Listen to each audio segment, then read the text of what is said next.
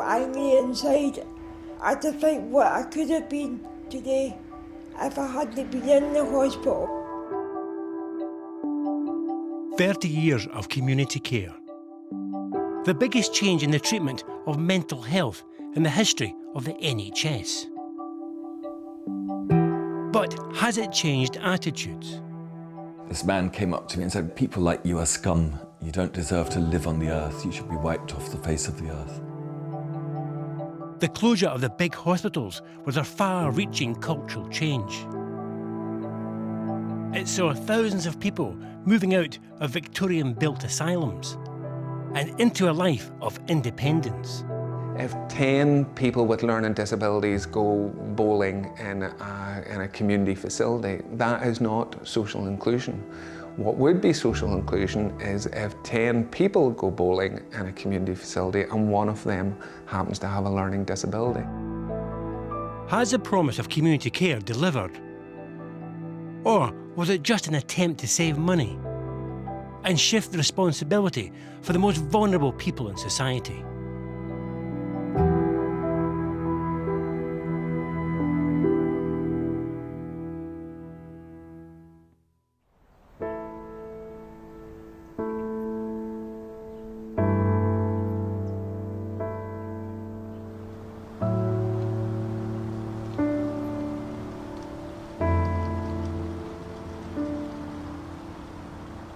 Noises, I remember long corridors and the sounding of weeping and wailing and screaming and heads getting banged up against the wall.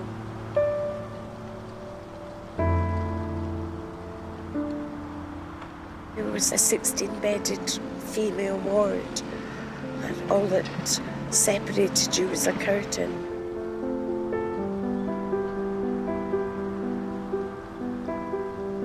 And it was a place of safety. Because there was nowhere that could cope with the intensity of my pain and emotions. My biological mother had been admitted to Craigdenane from Skye after she gave birth to me, after she gave birth to other children that she couldn't keep. And in those days, women were kept in. If they had illegitimate children, she was forced to give me up at birth.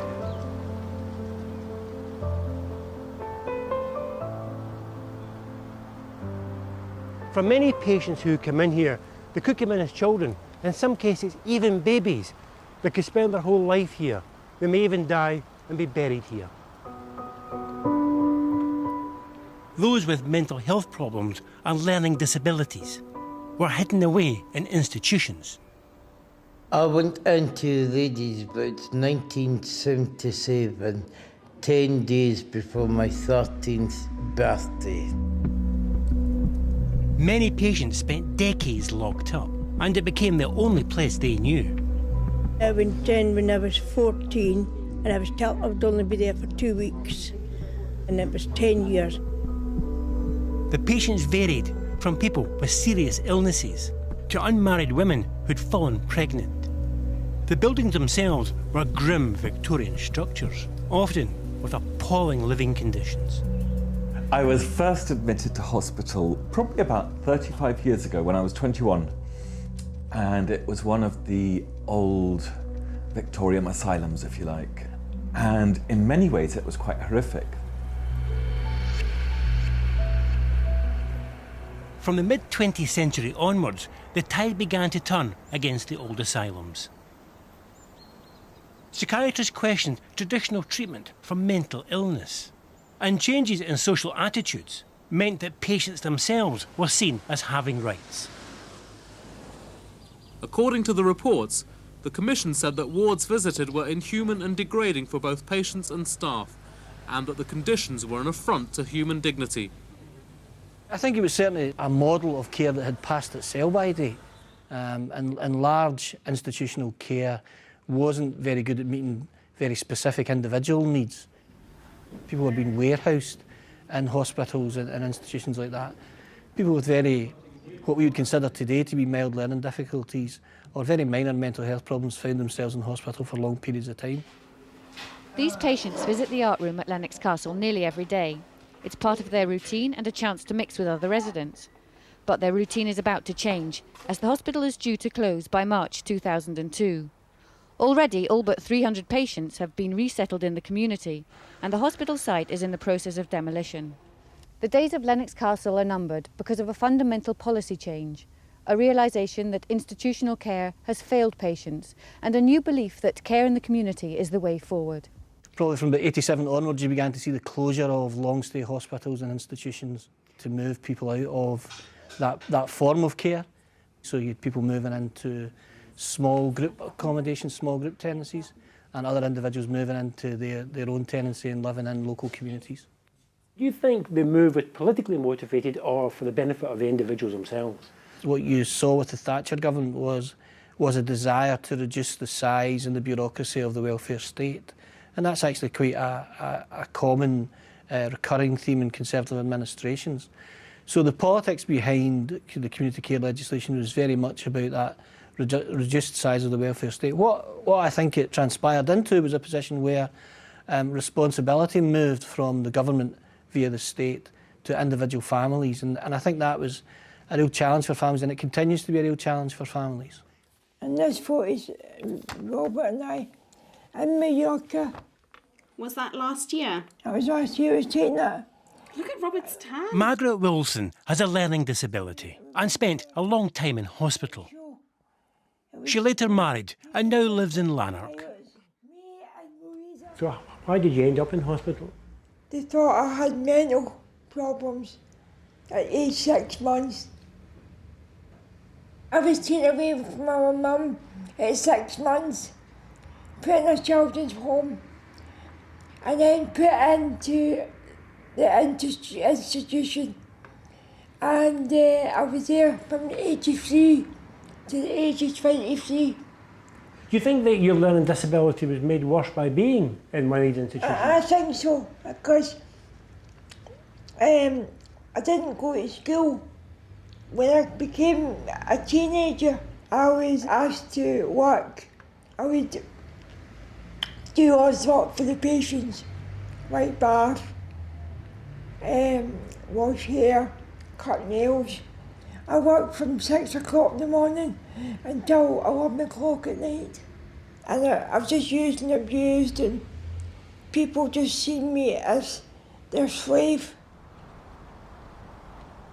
Margaret was finally released from the hospital in 1990. So how much kind of preparation did you get before you came out of the hospital? Nothing. I only had, they told me I was going out on the Monday, and they told me that on the Friday. So I only had 2 days to pack and get out. So after 20 odd years, you had 2 days to get out? Uh-huh.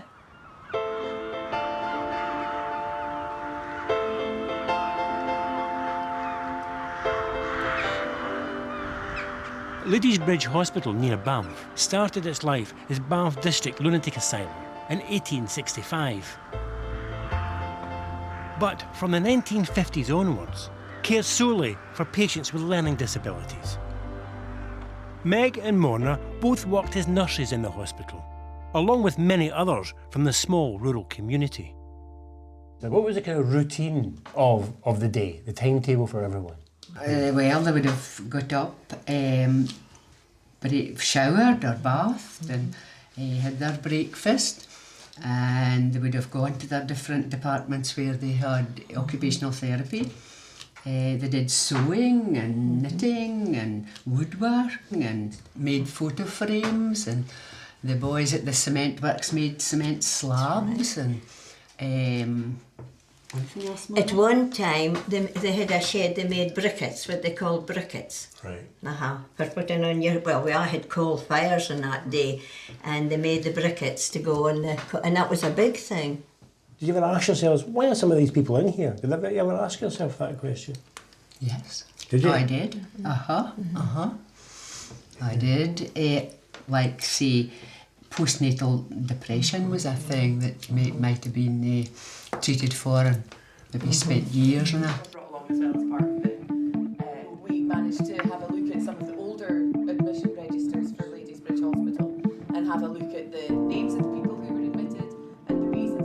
Many ex-patients, now in their 50s and 60s, still live in the North East. Today, they're meeting up in Aberdeen to share some of their memories of Ladies Bridge. That is the main entrance when you come into the gate. Well, during the day, I used to be a farmhand, which I call a farmhand. I worked in a dairy. I milked the cows at 6 o'clock in the morning. I swept up the dairy, milked the cows again, fed the cows, looked after the cows. So did you like all that? I loved it. What was it like? It was strange because there was all this different folk that I've never met before, so it was a bit strange for me to begin with. Patients came to Ladies Bridge from far and wide. Many came from Orkney and Shetland and the Western Isles, so were totally uprooted from their homes. Sometimes patients were deliberately kept apart from their families. When you look back at those 10 years in the hospital... Looking back when Ken and my mum was coming back and forth and they they didn't let me know that my mum was asking about me and things like that, so it was really hurting when my mum was living and she had been coming back to Ladies Bridge to ask how I was doing. They never ever let me know. For some people, the hospitals meant safety and security. Were you sad to leave? Yes, because they done away with someone. You had the company, you had folk in with you had folk out with you. Anything happened in the community, you was safe. It was free folk went out and you had a day. You went out to White Hills, you had a day out to Banff. You could do your own shopping, you could come back. The support was independent living, and that days were taken away from you. It's live on your own now, and you have to wait for support to come in. Many generations of local people were employed at Ladies Bridge Hospital. So, when it finally closed in 2003, there was a big impact on the area. So how did either of you feel when it closed?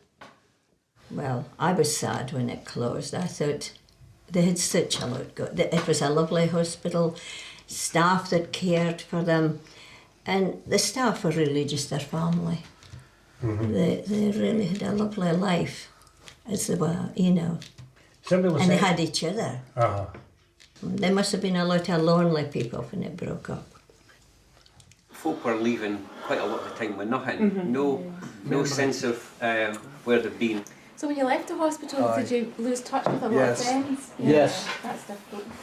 One of the failings of the closure programme was that a lot of people were not encouraged to maintain their links either with the hospital or with the people who were still living in the hospital after they moved, and so that cut huge swathes of their life out. The state, in the form of the NHS, looked after the elderly, the mentally ill, and those with a learning disability.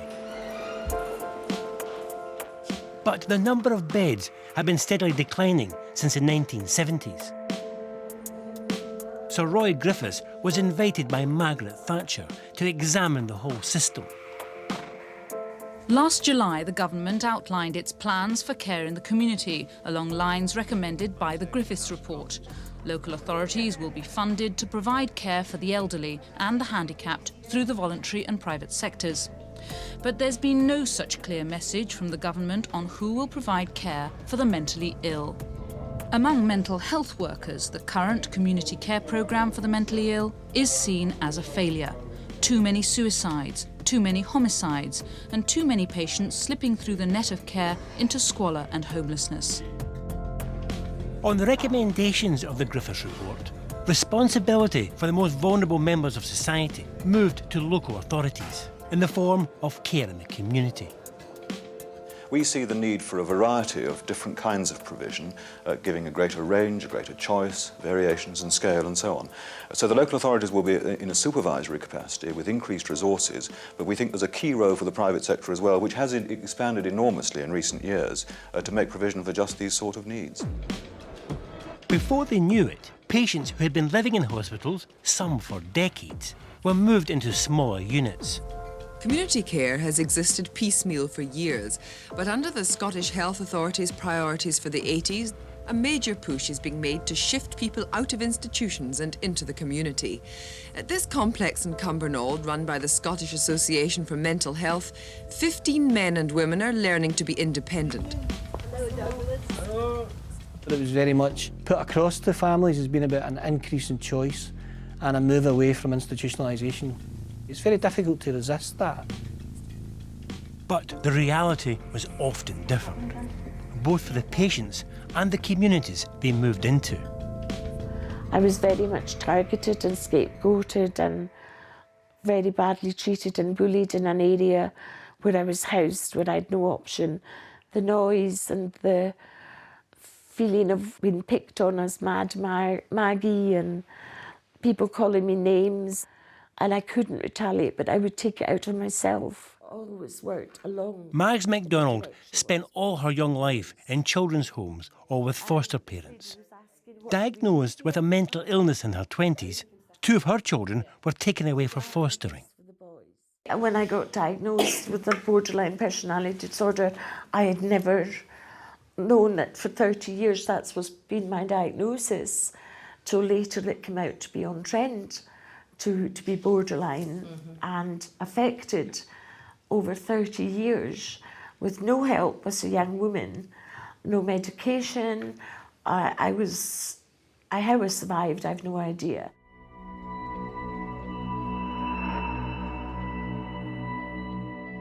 It's a feeling like a Russian doll. You'll have about 7 different personalities coming out. A young baby crying hysterically. A teenage child, 11-year-old, when I first took my overdose.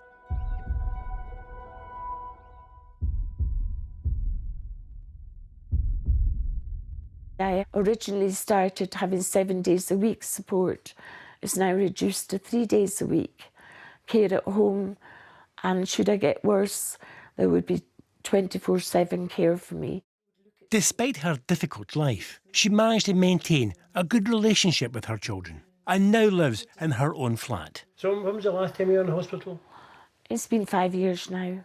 I feel I'm in my best place I've probably been in my adult life.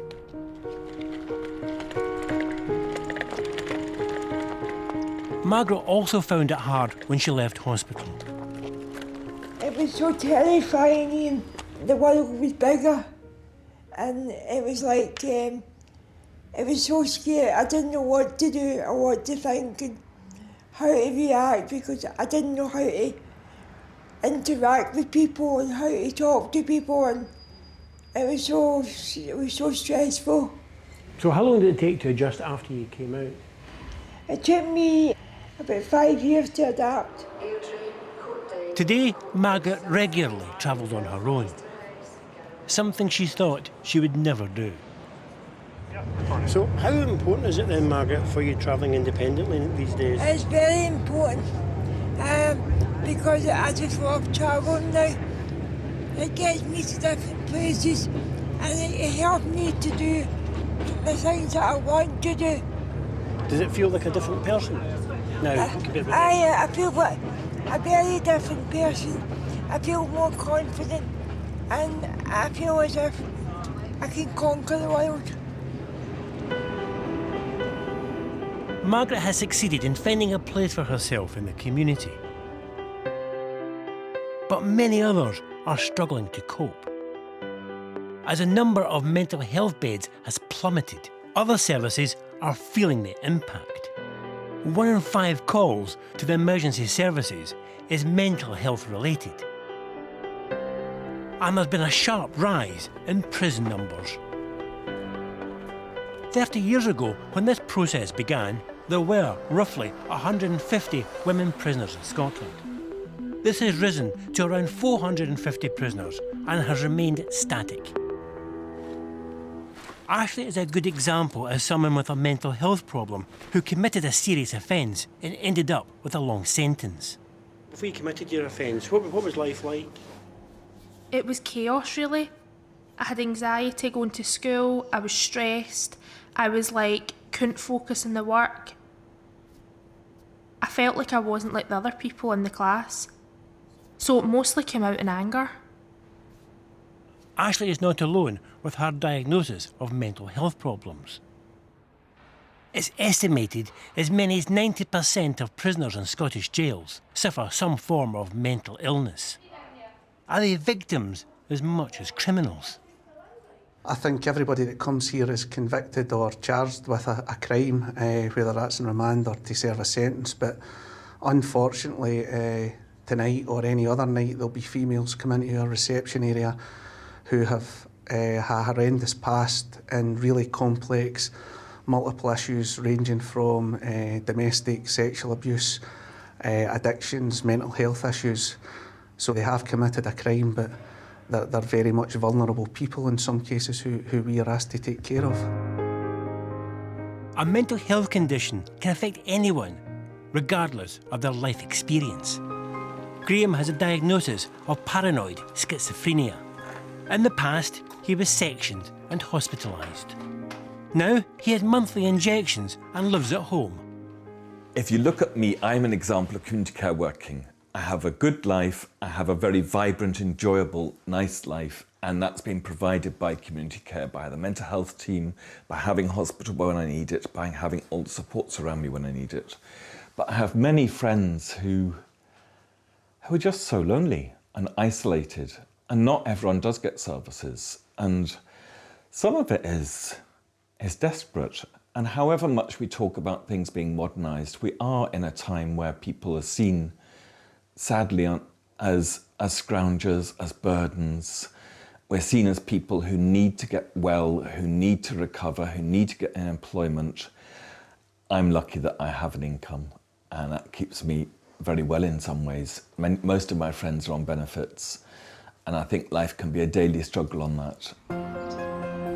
Graham works at the Mental Welfare Commission and has received an MBE for services to mental health in the Highlands. I think we all want to feel that we've got something to give and to feel some sense of worth. And I think that's one of the horrors of the current system, is that so many people with a mental health problem feel that they can't contribute, that they don't have value, that they can't give. And so for me, it's vitally important. And I'm lucky enough to have a job where people think it does make a difference. And that's wonderful. It keeps me going. A criticism of community care is that people have nothing to do. The useful activities in hospital, like farming or cooking, were not replaced. One cut here. Clydesdale Community Initiatives, based just outside Lanark, run social enterprises set up to address this problem. People with a learning disability or mental health issue can come here to walk alongside staff and volunteers. What would the alternative be think if they didn't come here? Could be in a community centre maybe, or just sitting in the house, probably. A lot of people probably wouldn't get the door. Some people probably wouldn't be able to hardly see the light of day. So it does motivate people to come out into the outside. William hasn't always worked in mental health. He used to be a mechanic. Has your view changed of what people can do and what they can't? Oh, definitely. I see people in a totally different light, because maybe at one time, you would see people with disabilities and think that they weren't capable of doing work jobs, but I've been out in lots of different jobs, and what the guys can do is amazing. They can really turn their hand to things and make good decisions as well. As well as running a landscape construction business, those working at CCI produce various items for sale to generate additional income. Harry, so tell me why you come along here. I came along here because 5 years ago I had a stroke which made me unemployable with my disability, and coming here is great to get into the community. They provide a great service of one-to-one tuition, and it gives you skills, helps you work and give back to the community in a whole. We have no service users. The whole concept of being a service user is antithetical to what we're trying to achieve here. We're trying to give everybody the sense that it is what they can achieve and what they're interested in and what they can achieve that is the important things, not their support need or their disability or their long-term condition. So we're just pushing it into the dough like that. In the kitchen, people learn new skills. Producing soup and homemade bread for the workforce. It's to give a sort of semi-professional environment, so they know that they're contributing to the community, they're contributing to CCI and the wider community at large. Yeah, but before you came here, what did you do? Nothing. Nothing? I know. All right. Did you get bored? Get bored now, aye. Trying to break a care bubble where people with disabilities or people with long-term conditions spend their whole lives in the company of other people with long-term conditions or people who care for people with long-term conditions. That's not real social inclusion. I think what we need to do is we need to work a bit harder to try and find ways of allowing people to kind of be more active members of their community and to have more a sense of themselves as valued members of that community. Whether we like it or not, people with mental health problems and learning disabilities are not going away. Some may get better, but the majority won't. With the squeeze on health and care budgets due to austerity, some of the most vulnerable are being hit the hardest. The trouble with it, we had to get new staff, and the new staff are harder on us now because their agency or their training or their volunteers, and with that training we cannot get the same support. When it comes down to services offering me housing support, what worries me every month is meeting the money that I have to pay for it. Because up until now it was free, and now a good chunk of my benefits is taken away. The United Nations came to this country and said that the treatment of disabled people with benefits was hugely discriminatory. And I think we need to learn from that and pay attention to that sort of thing. If we want people to live in the community, it comes at a price. It can never be a cheap option. How do you cost out what an individual's care is? Much of this, I think, for me, talks to a concern about very, very vulnerable people becoming commodified and their needs being seen as being met through a financial model rather than through a model of care and support. 30 years on, are we in danger of losing some of the victories won? Do we need a new commitment to community care, which allows everyone to play their part in our society?